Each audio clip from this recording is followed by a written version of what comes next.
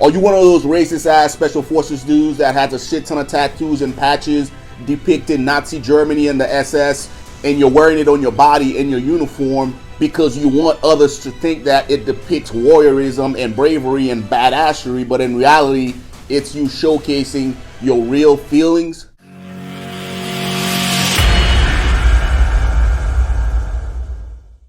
Well, I got news for you guys, man. First Special Forces Command is coming for that ass, all right? Let me read you guys this article real quick from the Army Times. The U.S. Army is launching an investigation after a National Guard unit posted a photo to its social media Instagram account this week that showed a service member with a patch that appears to depict a Nazi SS token card, a specific skull and crossbone image that was adopted by Adolf Hitler's elite corps. The 20th Special Forces Group, headquartered in Birmingham, Alabama, posted the photo Saturday along with the caption, "That weekend feeling. Enjoy the rest of your weekend. Don't stop training. Don't get complacent." The post was then deleted after it garnered comments criticizing the patch, which was visible on the back of one of his service members' helmet. So a couple of things could have happened here. Either one, the service member didn't know what that image was. It's not uncommon for newly tabbed Green Berets to go online, Amazon, and other patch establishments and just buy patches that they think looks cool, right?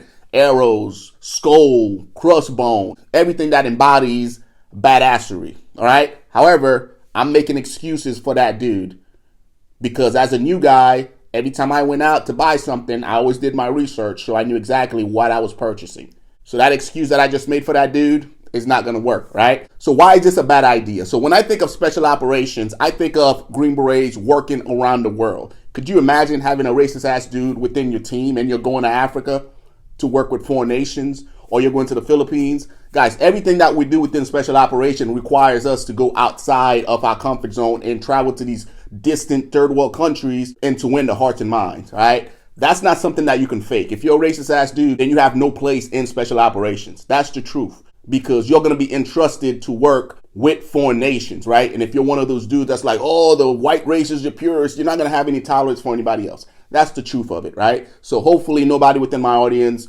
believe in any of that bullshit. Why am I sharing this? I'm sharing this with the audience because I know I have a young audience, right? As somebody that's been there, that's done it, I got it, man. Tattoos is one of those things, and patches is one of those things that every young Green Beret wants to collect and wants to get, right? You're one of those dudes, you show up to your team and you see your senior Charlie or your senior Bravo or whoever, you see him all jacked up and tatted up and you're like, man, I want to be like that guy. Next thing you know, you're down here fucking Bragg Boulevard and you're getting all tatted up and you just want shit on your body, not really knowing what the fuck you're doing, right? So I'm here to tell you guys, be very, very selective on what you do, right? I understand you're very influential as a new guy. This segment is brought to you by the Elite Academy Patreon page.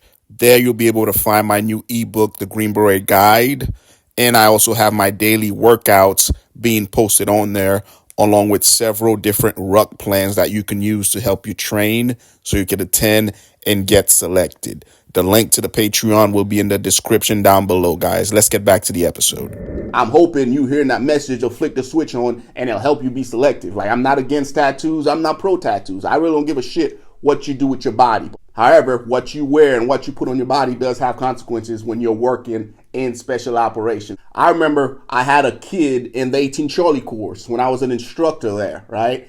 And this kid came through and he had a fucking Confederate flag tattooed on the back of his neck, right? Now, me personally, like, guys, I don't give a shit. I never have it. I never will. You do whatever you want. All right, if you're a Confederate dude, do you, all right? You keep that shit over here. You don't fuck with me. I don't fuck with you. I can care less, right? But he had a Confederate flag tattooed in the back of his neck, and you can tell that he was going through the process of getting the tattoo removed, right? But it kept, like every week, it kept getting faded and more faded and more faded because his classmates were giving him shit like, yo, what's going on with that? Like, and he kept having to explain himself, right? I just don't want to see you guys in that particular situation, right? Guys, let me know what you think about the article down below. I will link it in the description, all right? Go check it out. Share your thoughts. Until next time, guys, take care of yourselves.